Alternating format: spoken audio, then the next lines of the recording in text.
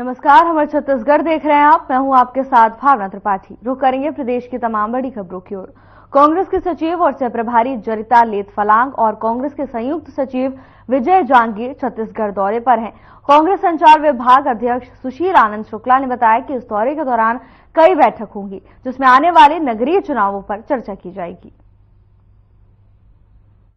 Congress committee की सचिव छत्तीसगढ़ की प्रभारी श्रीमती जरिता लेथफलांग जी राजधानी रायपुर के दौरे में 5 तारीख को आ रही हैं। इसके बाद वे यहाँ से सरगुजा जाएंगी, कोरबा जाएंगी और वहाँ से अपने प्रभात क्षेत्र में जिला कांग्रेस कमेटियों की बैठक देंगी। विभिन्न विधानसभा क्षेत्रों में जाकर बैठक देंगी और आने वाले नगरीय निकाय चुनाव को लेकर कांग्रेस की तैयारियों का जायजा। अखिल भारतीय कांग्रेस कमेटी के संयुक्त सचिव छत्तीसगढ़ के सह प्रभारी माननीय श्री विजय जांगीर जी 5 दिसंबर को राजधानी रायपुर के प्रवास पे आ रहे हैं। वे यहाँ पे महत्वपूर्ण बैठकें लेंगे। जिला कांग्रेस अध्यक्ष जो उनके प्रभाव क्षेत्र के हैं उनकी बैठकें, इसके अलावा जो उनके प्रभाव क्षेत्र के विधायक हैं उनकी बैठकें, विधायक विधानसभा प्रत्याशियों की बैठकें, उस क्षेत्र के वरिष्ठ नेताओं के साथ बैठकें, मतलब आधा दर्जन बैठकें श्री जांगीर जी राजधानी रायपुर के राजीव भवन मिलेंगे। अब इस समय कांग्रेस पार्टी पूरी तरीके से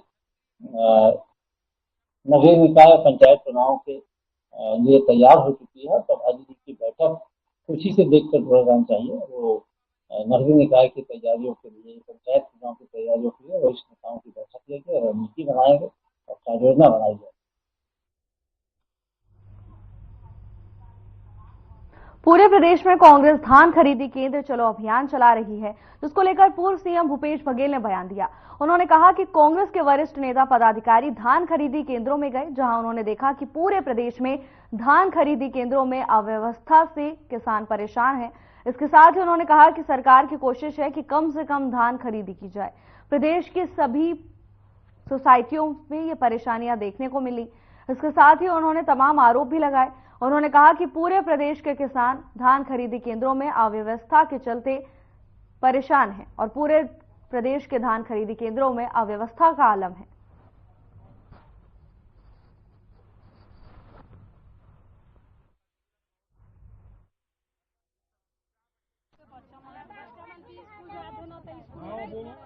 नुकसान हो गया।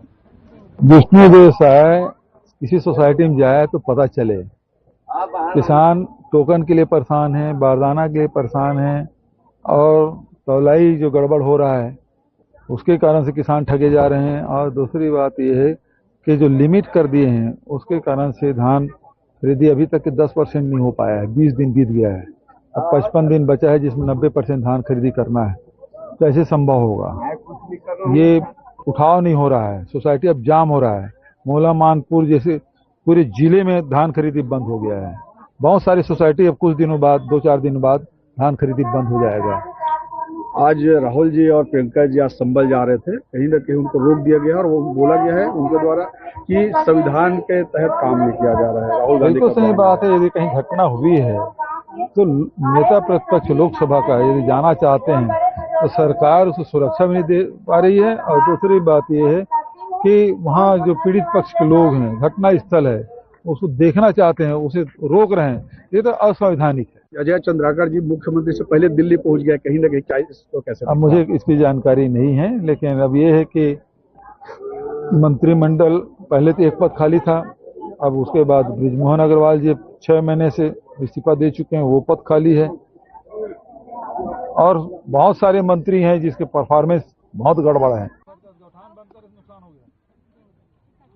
रोड आंसू निकल गए। छत्तीसगढ़ राज्य महिला आयोग के अध्यक्ष डॉक्टर किरणमयी नायक जिला कलेक्ट्रेट स्थित मनियारी सभा कक्ष मुंगेली में चौथी बार जन सुनवाई की। डॉक्टर नायक ने प्रेस कॉन्फ्रेंस कर मीडिया प्रतिनिधियों और पत्रकारों से बातचीत की। उन्होंने कहा कि इस महिला आयोग में 254 प्रकरणों में सुनवाई की गई है, जिसमें से 35 लोगों का महिला से महिला संबंधित अपराधों पर चल रहे मुकदमे को आयोग समझाइश कर प्रकरण रद्द किया। कुछ ऐसे अपराधियों के लोगों ने जैसे सास बहू, पति पत्नी जैसे मामलों में घरेलू हिंसा की सुनवाई पर आयोग से सहयोग प्राप्त हुआ।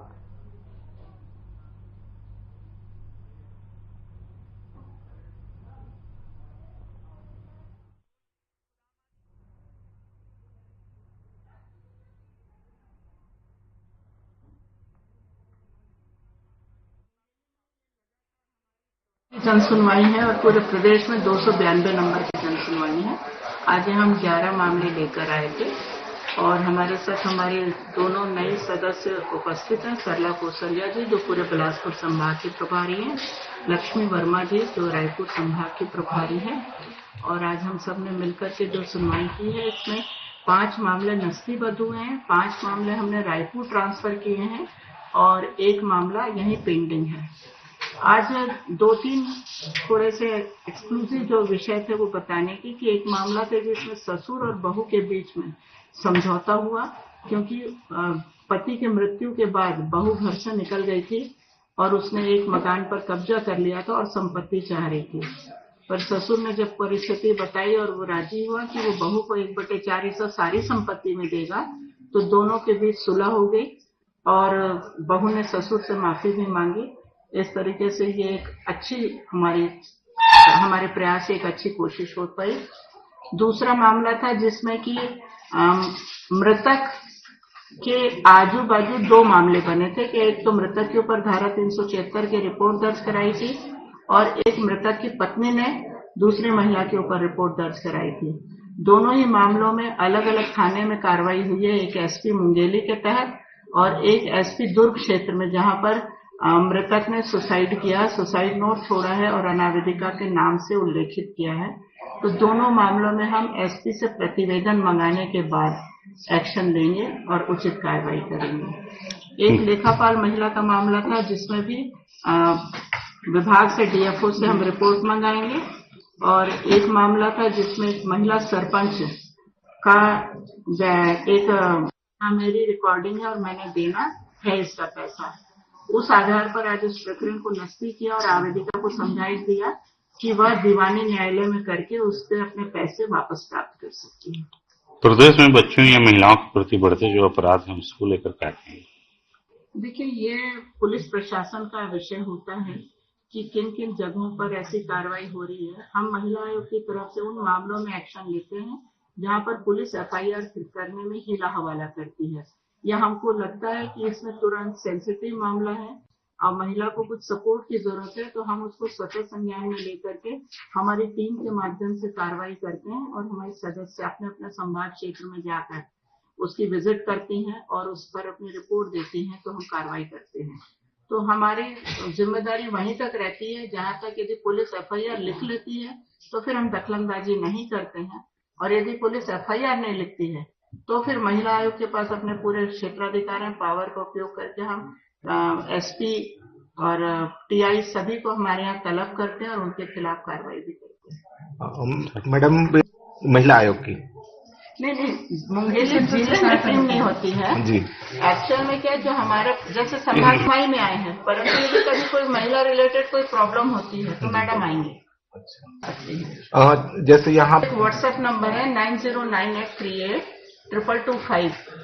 ये व्हाट्सएप कॉल सेंटर है। आपको आवेदन चिट्ठी से या तो पोस्ट कर सकते हैं महिला आयोग में, मेल भी कर सकते हैं। आप व्हाट्सएप में पीडीएफ बना के भी भेज दो या फोटो खींच के भेज दो, तो हम उसको भी केस पंजीबद्ध कर लेते हैं। इससे महिलाओं का भरोसा महिला आयोग पर बढ़ा, क्योंकि यहाँ पर हम क्विक डिस्पोजल करते हैं, क्विक रिलीफ मिलती है और उनको बहुत जीरो मेंटेनेंस कह सकते हैं आप। 1 रुपया भी खर्च नहीं होता महिला आयोग में शिकायत करने में। सिंपल एक एप्लीकेशन होता है कि अगर व्हाट्सएप में भी एप्लीकेशन आ जाते हैं और महिला आयोग जिला स्तर पर जाकर सुनवाई करना है, तो हमारे पास केसेस की संख्या बढ़ी है। कोर्ट जाने के बजाय महिला आयोग में आना अच्छा मानती है महिलाएं। तो लगभग 6000 केसेस का डिस्पोजल महिला आयोग से अब तक हो चुका है और आज की तारीख में भी हमारे पास लगभग 2000 मामले पेंडिंग है। और हम पूरे प्रदेश में जिला स्तर पर जाकर के जो कैंप कोर्ट करते हैं, तो महिलाओं को अपने जिला मुख्यालय तक ही आना पड़ता है।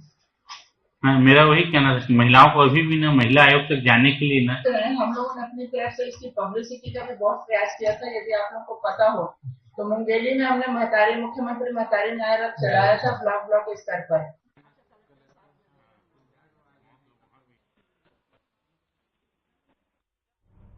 खबर कोरबा से है, जहां पानी की समस्या को लेकर ग्रामीणों में आक्रोश है। पूरा मामला नगर पालिका परिषद कटघोरा के वार्ड नंबर 7 सुराबहार का बताया जा रहा है। आक्रोशित लोगों ने पीएचई कार्यालय कटघोरा का घेराव किया। कार्यालय के बाहर जमकर नारेबाजी भी की। उन्होंने कहा कि अगर मांग पूरी नहीं हुई तो आने वाले समय में नगरीय निकाय चुनाव का बहिष्कार करेंगे। कई सालों से पानी की समस्या के लिए जूझ रहे हैं। पहले ढोड़ी का पानी से इस्तेमाल करते थे, अब बाईपास रोड बन गया है, तब वो भी नहीं है।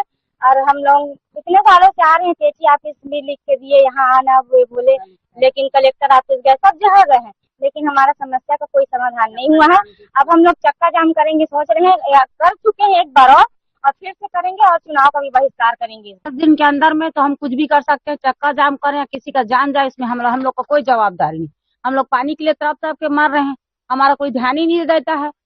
उसके नगर पालिका जाओगे तो नगर पालिका वाला टाइम टेबल दिखाता है, वहाँ जाओगे तो वो टाइम टेबल दिखाता है, यहाँ आओगे तो इन लोग टाइम टेबल दिखाते हैं।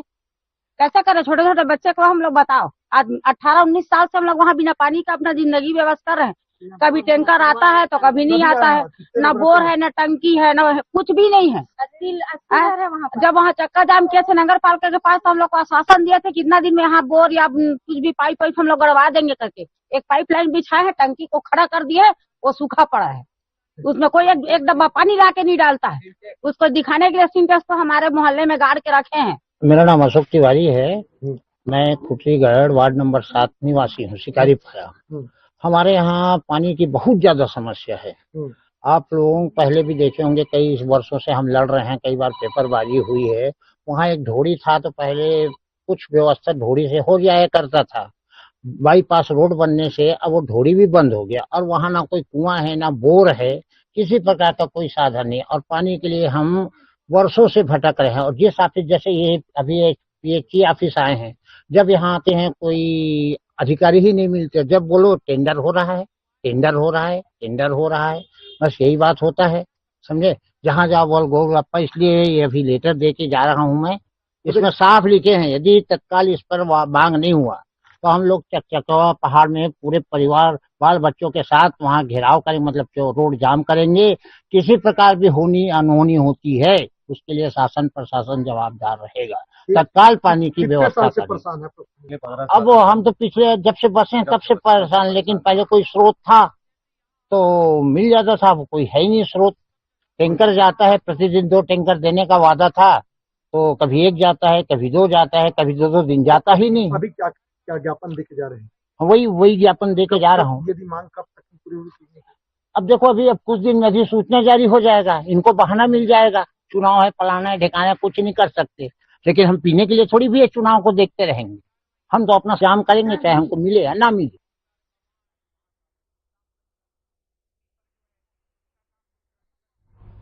खबर सक्ती से है, जहां पीएम आवास में फर्जीवाड़ा करने वाले रिश्वतखोर रोजगार सहायक पर जिला प्रशासन ने कार्रवाई शुरू कर दी है।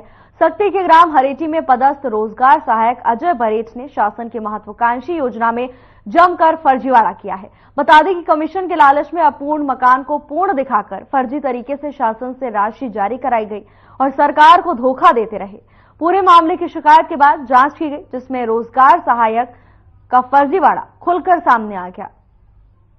तो वहीं सक्ती कलेक्टर ने पूरे मामले को गंभीरता से लिया है और रोजगार सहायक अजय बरेठ के खिलाफ सख्त कार्रवाई करने के निर्देश दिए हैं।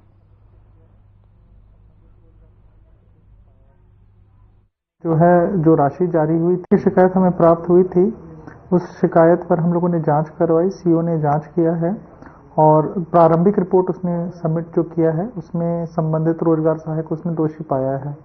तो इसमें जो राशि जारी हुई थी उसको रिकवर किया जाएगा सबसे पहले। दूसरा, उसने उसे सेवा से पृथक करने के लिए प्रतिवेदन भेजा है, तो उसकी अपनी कार्रवाई होगी, जिसमें हम उसे लेटर जारी करेंगे और वो अपना सुनवाई के अवसर पर अपना जवाब प्रस्तुत करेगा और उसके बेसिस पे हम उसे सेवा से पृथक करने का कार्रवाई करेंगे।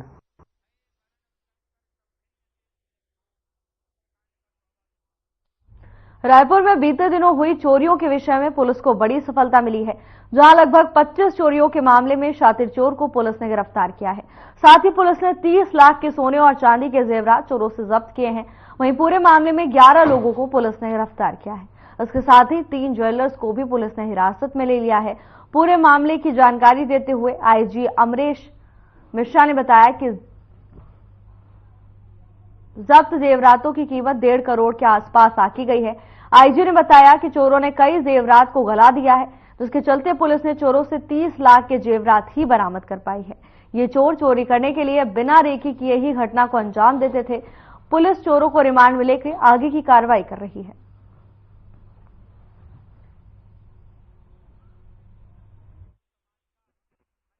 टीमों ने आज एक बड़ी सफलता प्राप्त की है। जिले के सरहदी थाने क्षेत्रों में 25 जो बड़ी चोरी की घटनाएं हुई थी, कुल 100 करोड़ रुपए का मसौदा था, उनके आरोपियों को पकड़ा गया है। अभी तक 11 आरोपी गिरफ्तार किए जा चुके हैं, इसमें से 3 ज्वेलर्स भी शामिल हैं और 8 चोरी करने वाले और तकरीबन शामिल हैं। इनमें से एक का पुराना रिकॉर्ड है जो 8 चोरी के मामले में बिलासपुर जेल में नियुक्त रह चुका है। खास बातें जो है सामने आई हैं कि संस्थागत जो कमियां इस चोरी के माध्यम से मिली है, जैसे ज्वेलरी दुकानों के द्वारा चोरी का माल खरीदना, सिक्योरिटी एजेंसी द्वारा बिना वेरिफिकेशन के लोगों को इंगेज करना, उस संबंध में हम लोगों ने चोरी के बाद तत्काल उपाय किए हैं और उसमें कार्रवाई की जा रही है। आने वाले दिनों में इनको रिमांड पर लेकर जो बाकी बचे हुए माल हैं, जो कि वित्तीय संस्थाओं के पास मॉर्गेज है या किसी और सुनार के पास, ज्वेलर्स के पास बेचे हुए, उनकी रिकवरी की जाएगी। हम लोग टारगेट कर रहे हैं कि इसमें कम से कम 70-80% रिकवरी हो। जो मैं दिख रहा है दुर्ग, कोरबा, अंबिकापुर, बिलासपुर, इनका कोई मूवमेंट मुंगेली में नहीं दिख रहा है। दुर्ग की कुछ चोरियां जो इन्होंने की हैं अपने को पता चल गई हैं, 2-3 चोरियां हैं। कोरबा, अंबिकापुर, बिलासपुर का डेटा हम शेयर करेंगे उस डिस्ट्रिक्ट के साथ। वो लोग उस दिन मैपिंग करेंगे तो उनका लोकेशन थाने देखेंगे तो 4 थाने आउटर के 4 थाने हैं। मुजगहन आपको सूची हम दे रहे हैं 25 अपराधों का। मूलतः मुजगहन, विधानसभा, मंदिर चौक, तिल्ला नेवरा। मार्च से लेकर सितंबर तक एक का आपराधिक रिकॉर्ड है। 2021 में एक चोर जिसका नाम है सृजन शर्मा, मुंगेली का रहने वाला। 25 चोरियों की कुल मसरूका की बात करें तो करीब 1 करोड़ 20 लाख के आसपास का मसरूका होगा। 3-4 खास बातें जो इस गैंग से संबंधित हैं और इस कार्रवाई से संबंधित है, मैं उनको बताता हूं कि आप प्रश्न पूछ सकते हैं। पहला, ये पूरा स्थानीय गैंग था। ज्यादातर लोग इसमें मुंगेली के रहने वाले हैं और जैसा कि क्राइम ब्रांच के अधिकारी लोग बता रहे हैं कि संभवतः 6-7 महीनों तक एक स्थानीय गैंग 25 चोरी कर पाया और पकड़ा नहीं गया। शायद 3 लोग के अनुभव में पहली बार। दूसरा, काफी सोफिस्टिकेटेड था, जिसमें एक आदमी केवल पुराना जेल गया हुआ।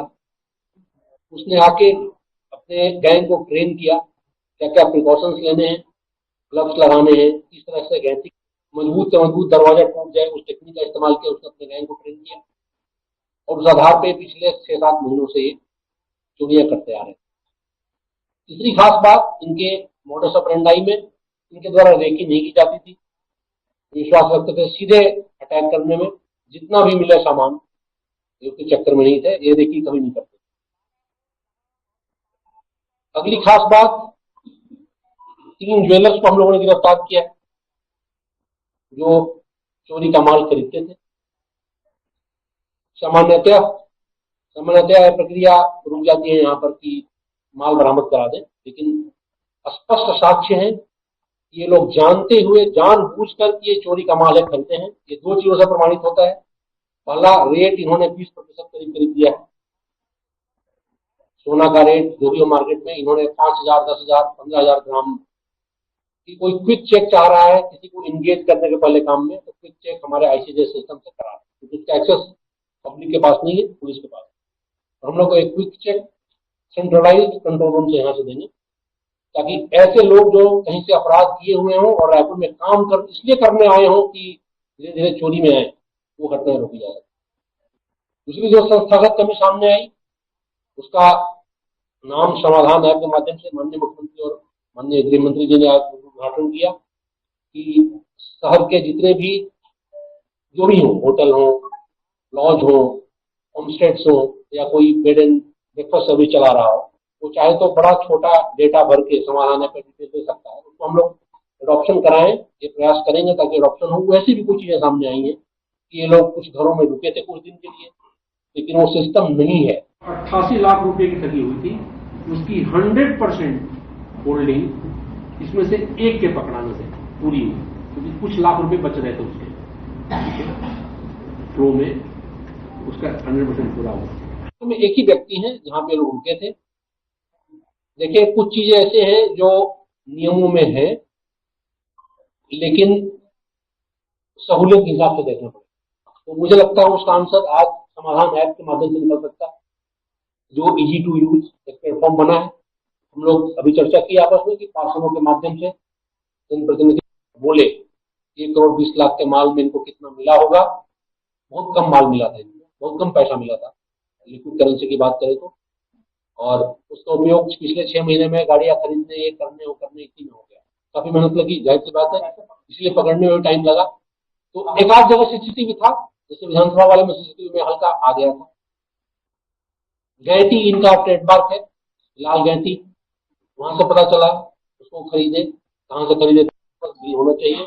अभी तक जो इन्होंने बताया है, जब रिमांड पे लिए जा रहे हैं तो इनको लेके जाएंगे, हम रिकवर कर दें। इन्होंने बताया है कि हमारे पास कोई बिल नहीं था, लेकिन हमने मॉर्गेज किया, तो अगर सही पाया जाता है, कम से कम कितना 10 से 20 ग्राम, 10 से 20 तोला, तो 200 ग्राम के आसपास ज्वेलर्स के पास है, या वो कहीं कहीं पाए गए हैं, उसको हम लोग रिमांड में आगे कार्रवाई करेंगे। 6 महीने की चोरी है, सारे स्थानीय हैं। गिरफ्तार में 3 चोर, 3 ज्वेलर्स और 5 वो लोग जो फैसिलिटेटर्स का काम करते थे, माल लेके देना, पैसा लेके आना, और वो भी अच्छा खासा कमीशन प्राप्त। इतने कुल गिरफ्तारियां हुई हैं। ये निर्देश बहुत पुराने हैं, और ये निर्देश ही नहीं है, एक वो दिनों की अंडरस्टैंडिंग है कि उनका व्यवसाय प्रभावित ना हो और अपराध भी ना हो। ये अपराध की श्रेणी में आता है, बताते हैं जी। 411 जो पुरानी धारा थी, और अभी नए कानून में वो 317 हो गया है। तो जो 3 गिरफ्तारियां हुई है ज्वेलर्स की, वो 317 में गिरफ्तार किए गए। बिल्कुल करेंगे, बिल्कुल करेंगे। यह 2-3 संस्थागत कमियां भी सामने आएंगी। इनमें से 2 लोग ऐसे हैं जो रायपुर के औद्योगिक क्षेत्रों में सिक्योरिटी गार्ड के तौर पर नौकरी की है, कुछ दिन कुछ महीने, किसी ने 1 महीना, किसी ने 1.5 महीना, किसी ने 15 दिन। उनमें से रिकॉर्डेड चोर भी है, बट पुलिस वेरिफिकेशन उनके द्वारा नहीं कराया, क्योंकि संस्थागत कमी है। इसलिए उसको दूर करने के लिए प्रयास की हमारी चर्चा हुई है इस घटना के निकलने के बाद, हम लोग क्या सिस्टम बना सकते हैं। सिस्टम जो हम लोगों ने सोचा है कि हम लोग एक 1 स्टॉप सेंटर बनाएंगे यहाँ पे कंट्रोल रूम में, डीएसपी में, इसमें जो भी औद्योगिक इकाई या कोई पेटी कॉन्ट्रैक्टर या कोई भी किसी बाहरी आदमी को एंगेज करना चाह रहा है और वो क्विक चेक चाह रहा है, अगर पुलिस वेरिफिकेशन तो लंबी प्रक्रिया है, वहां पे पता करना, थाने से पता करना, बट क्विक चेक जो है डेटा के आधार पे आईसीडीएस, हालांकि ये क्लेम करते हैं कि हमने इसको गिरवी के लिए रखा था, लेकिन गला दिया गया है सामान। तो जो आपके पास उपलब्ध है सामान, ये वो सामान है जो गला नहीं था, बाकी सामान गले हुए हैं। उनके लिए रिमांड लेकर रिकवरी करने की प्रक्रिया की जाएगी। अभी हमारे पास में सामान है केवल 30 लाख का है जी। एक ज्वेलर्स रायपुर के हैं और 2 मुंगेली के हैं, मुंगेली जिले के, अलग अलग गांव हैं, जगतपुर के और एक सोनारपाड़ा। इनके इसके अतिरिक्त 2 और चीजें सामने आई हैं। प्रतिष्ठित वित्तीय संस्थाएं जो हैं वो बिना बिल के उनको मॉर्गेज नहीं लेना चाहिए गोल्ड, बट ऐसे जैसा इनके द्वारा बताया जा रहा है उसके संबंध में जांच जारी है। रिमांड पर हम लोग आगे जाएंगे कि प्रतिष्ठित संस्थाओं ने भी गोल्ड मॉर्गेज लेके पैसा, तो हम लोग यहाँ पे बैकएंड सिस्टम बनाएंगे शॉर्ट वेरिफिकेशन की, तो किराएदार रिफ्लेक्ट वहां होता हो उसका आईसीडीएस चेक कर सकते। तो जैसा बताया, डिटेल्ड वेरिफिकेशन लंबी प्रक्रिया है, इश्तेहार भेजना, जवाब प्राप्त करना, बट शॉर्ट वेरिफिकेशन जो डेटा में रिकॉर्डेड है उसको हम लोग इमीडिएट इंश्योर करें।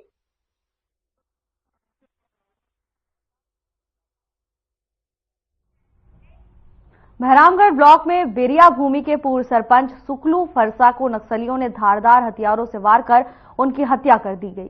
बता दें कि हत्या से पहले पूर्व सरपंच सुकलू फरसा को अंतिम संस्कार से वापस लौटते समय अज्ञात लोगों द्वारा अगवा किया गया था। घटना के 24 घंटे बाद परिजन भैरमगढ़ थाने पहुंचे और अपहरण की रिपोर्ट लिखवाई। तो वहीं पूर्व सरपंच फरसा की नाबालिग बेटी यामिनी फरसा ने सोशल मीडिया पर पिता को रिहा करने की गुहार लगाई थी। नक्सलियों ने पूर्व सरपंच को मौत के घाट उतार दिया। घटना की जानकारी मिलते ही पुलिस मामले की जांच में जुट गई है।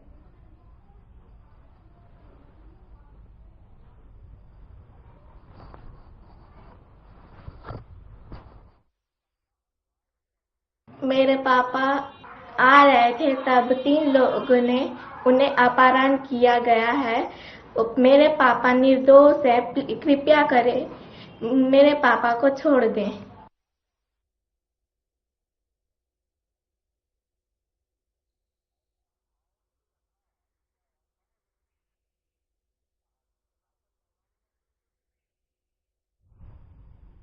फिलहाल के लिए बस इतना ही। जल्द हाजिर होंगे नई अपडेट्स के साथ। नमस्कार।